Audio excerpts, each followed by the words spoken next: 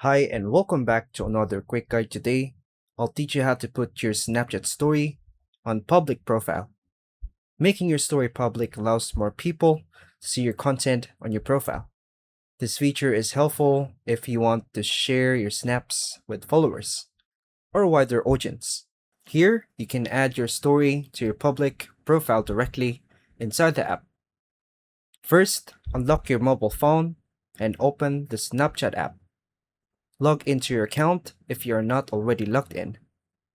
Tap your Bitmoji or profile icon in the top left corner of the screen.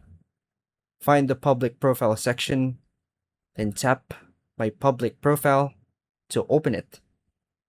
Hit Maybe Later, then tap OK. Look for the Public Stories section, tap on it, then tap the Add to Public Story or Add Snaps.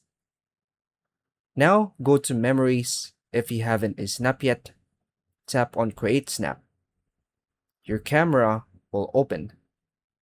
Pose to the camera and tap the shutter button. Edit the snap by adding the text, stickers, or filters you want. Tap Send to in the bottom right corner. Select My Public Story from the list. Tap Send to publish the story on your public profile so anyone can view it. That's all for now, folks. Thank you for watching.